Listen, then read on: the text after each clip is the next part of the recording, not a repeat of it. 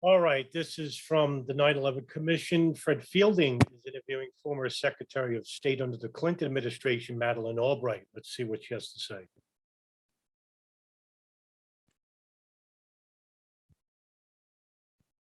Secretary, very much for being here and for your service to our commission and to the country. I have a follow-up question very similar to the two that have just been asked you.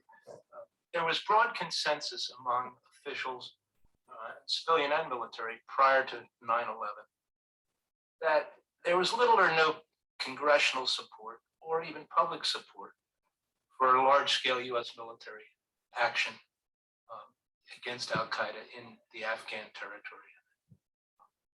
Likewise, there was skepticism that we've been told about frequently within the U.S. government that the military really was reluctant to engage in any military action against bin Laden in Afghan.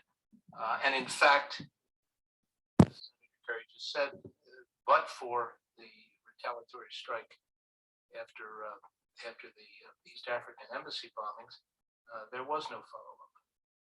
So, Which, by the way, surprised bin Laden because what bin Laden wanted to do in 1998 after the second fatwa, which was against the United States and its citizens, as well as Jews and Christians throughout the world, was that he wanted to engage the United States in a war in Afghanistan as early as 1998.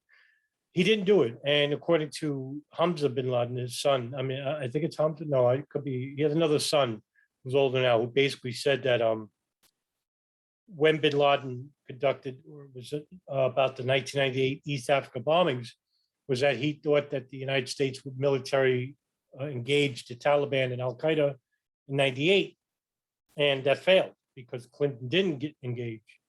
He was much more reserved and didn't want to expend an overreaction of the US military into Afghanistan. That's what bin Laden wanted. Bin Laden knows that he can't beat the US military. Taliban, Al-Qaeda would be no match. What they wanted to do was engage the United States in a long, drawn-out war, just like they did with the Soviet Union.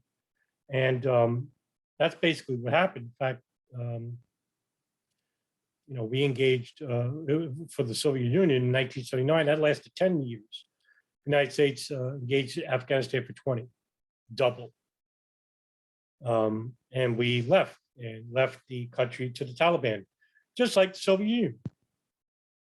They left, Taliban took over. The United States left, Taliban takes over. So what happened was that the National Security Council, security of the principles of the security apparatus intelligence, were holding meetings about assassination plots for bin Laden. And the CIA back then, and as I've said before, we're under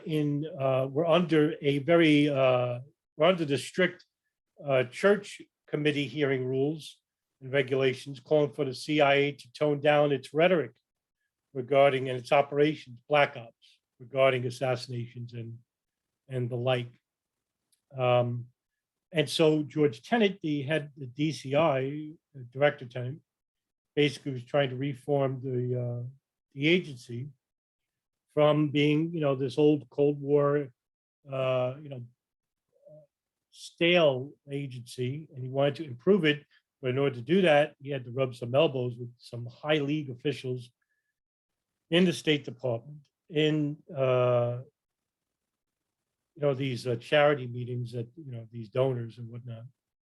So bin Laden didn't engage in any conflict with the United States, and the United States didn't engage bin Laden in Afghanistan when I think they should have. Now, Clinton was given numerous options to assassinate bin Laden, and that's coming from even the chief of station of Alex Station, the bin Laden issue station, Michael Scheuer.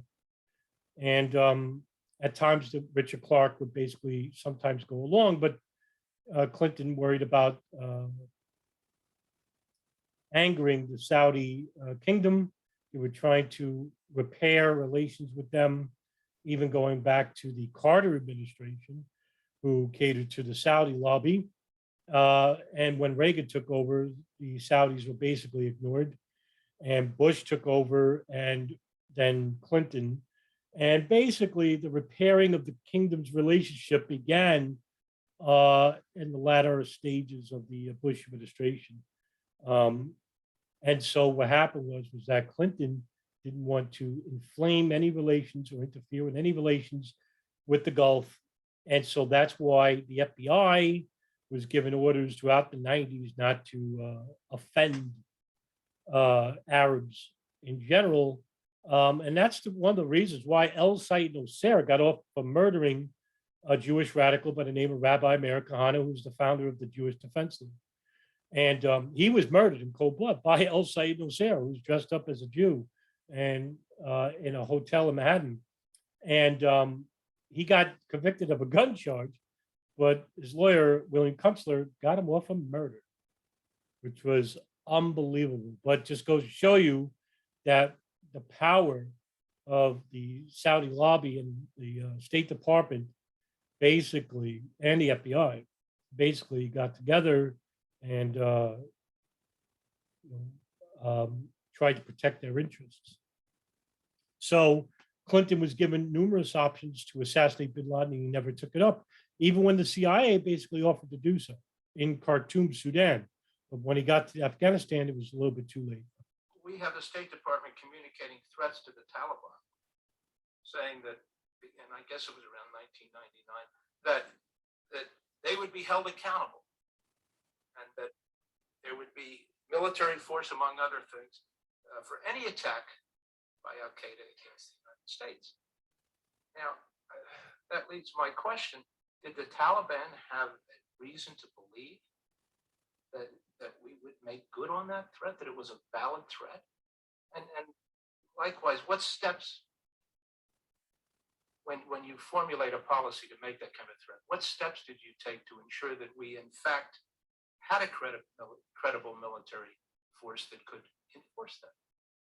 Well, first of all, as I said, President Clinton had ordered that lethal force be used. There were armed submarines in the Arabian Sea and a variety bombers on standby and ready to go, so that the orders were there. The president also asked for a variety of options from the Pentagon in terms of special forces, a variety of, as far as I know, there was no option off the table, and that there were questions about the Pentagon saying that these were not viable.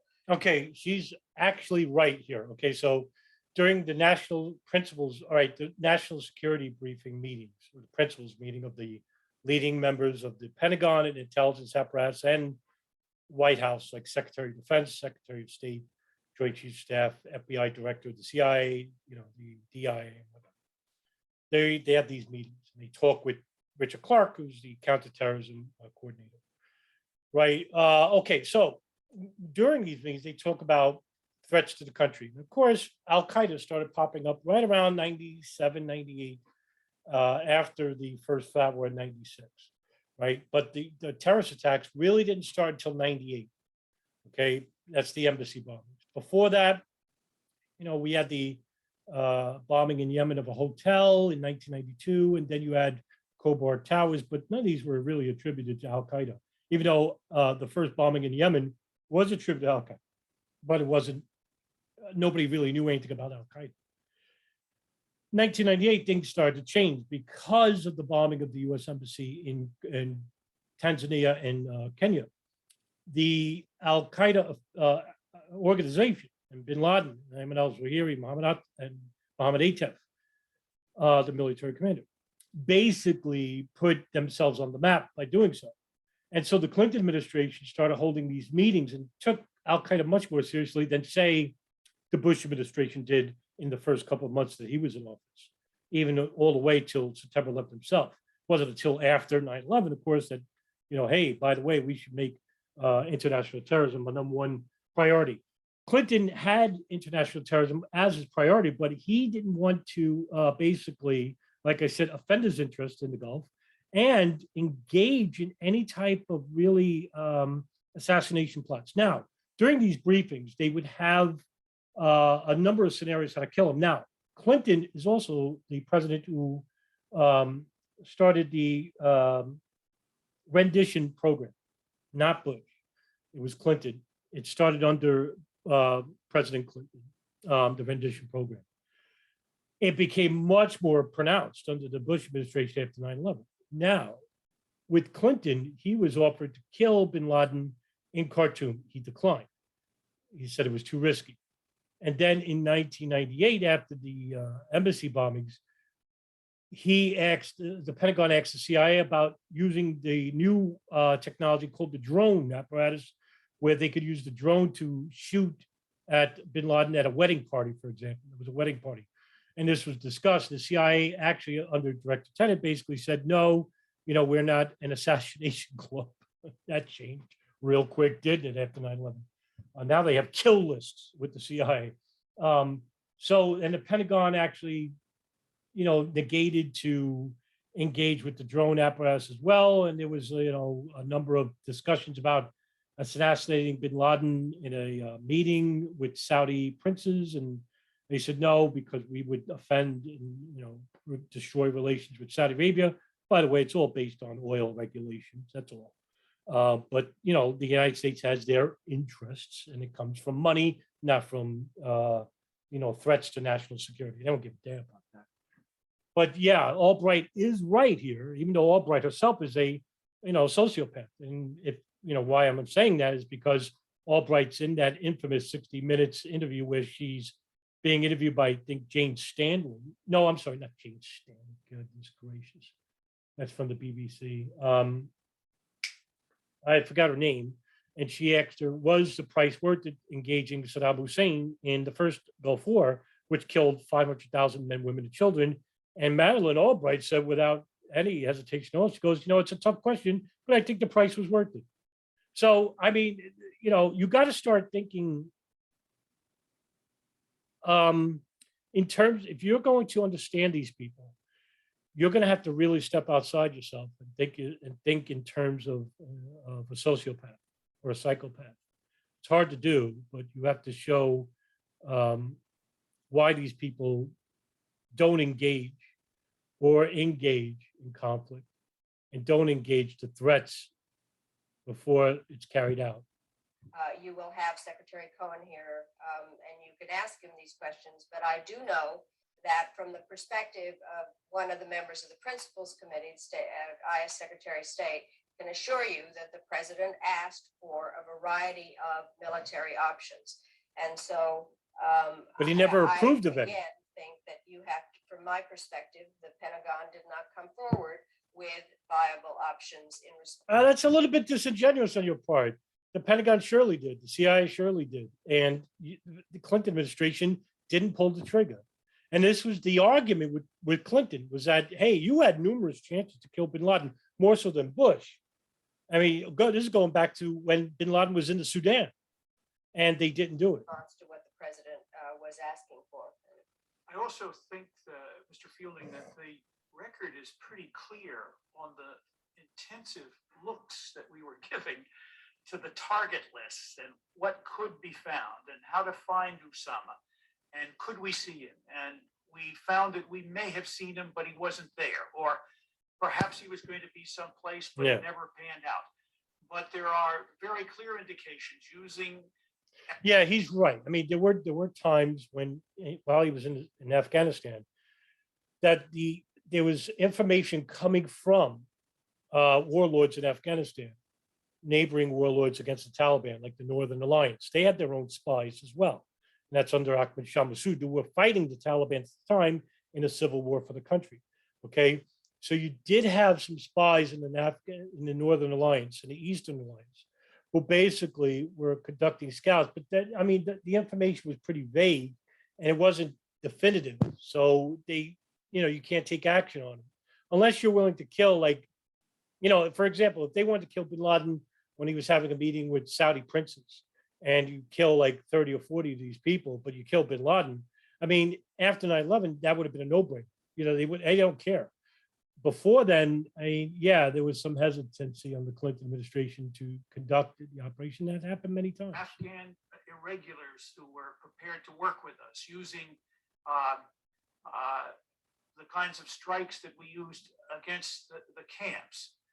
looking at all of the other alternatives. This was a constant preoccupation that we had many times when I would have phoned the secretary on the secure phone and say, we think it's about to happen, only to call her back 24 hours later and say, no, it didn't work.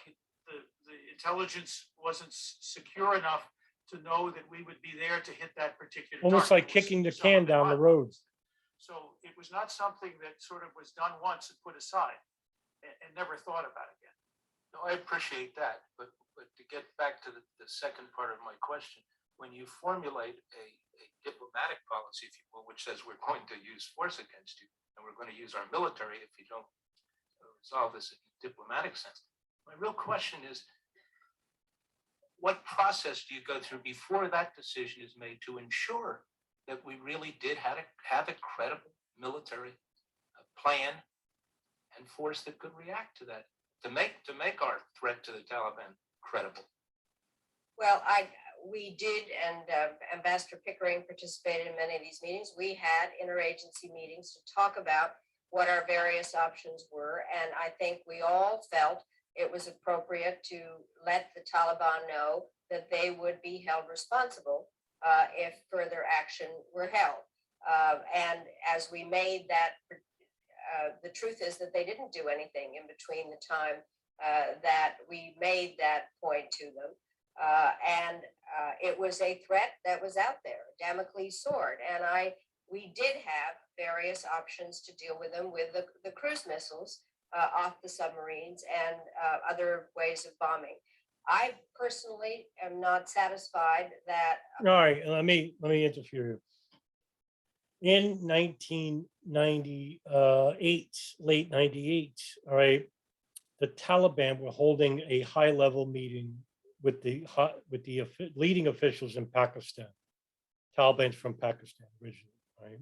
They're actually a creation of the ISI, the intelligence services there, right? All these religious, mullahs coming out of like Islamabad and Jalalabad that were replacing the Afghan nationals in the Soviet war.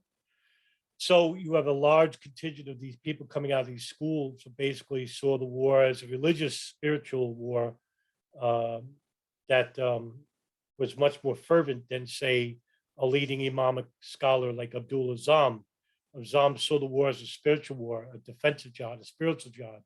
But what these guys wanted was basically to force Afghanistan or make Afghanistan into a caliphate, an Islamic country, because they saw the dangers of socialism and communism in the country throughout the last 30 years. So the Taliban basically were holding a meeting in 1999 about the bin Laden problem. 1998. And throughout that year, one meeting was between the Taliban, and the leader of the Taliban in Afghanistan was by an individual by the name of Mohammed Mullah Omar. Okay. Now, the Saudi General Intelligence Director, Prince Turki bin Faisal Al Saud, held a meeting with Mullah Omar about the bin Laden problem. And he said basically he was there under the auspices of the United States as well. And what he told Mullah Omar was basically, look, you don't want bin Laden in your country. He's been a headache. Extradite him to us. And Mullah Omar basically said, well, what happens then? And he says, well, he's extradited to the United States. So the Taliban officials from Pakistan met with Mullah Omar in Afghanistan. And this was the priority. And this is more descriptive in the book Al-Qaeda in Afghanistan, written by Ann Sterenson, which is basically the best book I've ever read regarding the history of Al-Qaeda and their relationship with the Taliban. And she actually lives in Afghanistan and reports out there. She's from the, I'm going to be remiss here, and I can't think of the institute she worked with Thomas Hedgehammer, and these are experts, the best in the world, right? So basically what she wrote in the book was that the Taliban held this meeting and they declined when the United States sent those cruise missiles in response to the embassy bombings. They were that close to getting rid of bin Laden, to deport him. But what really persuaded them to do otherwise was that if they handed a fellow Muslim to a non-Muslim country, such as the United States, that the rest of the Islamic world would deem the Taliban as un-Islamic. And they would condemn them, and that would be the end. But when the response came from the Clinton administration to use cruise missiles on Afghan training camps, that was really the turning point, because Mullah Omar then said that we were at war with the United States. We were able to get all the right answers out of the Pentagon. I think that is a question. And one of the issues always in What the United States should have done, what they should have done was sent a representative either from Saudi Arabia or from the Defense Intelligence Agency, like they did with Julie Sears, when she was commiserating with Ahmad Shah Massoud in the Northern Alliance. They should have done was sent a representative from the kingdom and said after the embassy bombings, you may want to think this over and hand bin Laden over, because the United States is going to get involved, and they're involved the military in the country before the missile strikes hit those camps. Before the missile strike hit the pharmaceutical company in Khartoum, which was not Al-Qaeda affiliated. By doing so, they go to the response from the Taliban to say no. If they didn't do that, they probably would have handed bin Laden over, and then we wouldn't have this problem. We wouldn't be where we are right now. Interagency meeting, whether it was starting when I was ambassador at the United Nations, I would ask for a variety, although at that case, not as appropriate as when I was secretary, for a variety of options in terms of what could be done militarily. And I think you will have to ask Secretary Cohen because we all dealt on this issue together. And I think that the thing that is very hard to explain to people now is how much time we spent on all this, and we're constantly debating what we could do given a pre-9/11 atmosphere. It really was very, very different. And most people thought that we had made up the issues of terrorism, as Secretary Laden pointed out. So I hope very much that in considering all this, you do, I know how hard it is for me, and I'm sure it's hard for you, is to get back into the Yeah, it's impossible. Anyway, look, problem here resides with the inaction of the Clinton administration in the early 1990s in assassinating bin Laden when they could have in the Sudan. And then afterwards, when he returned to Afghanistan in 1996, was the missile strike reaction, which we shouldn't have done. What bin Laden wanted was an overreaction by the military to engage the Taliban and Al-Qaeda in Afghanistan like they did after the World Trade Center attacks. But it took the World Trade Center attacks to do that. And it took a reactionary like Bush to do that. Clinton was not a reactionary. Clinton was much more cerebral than, say, Bush.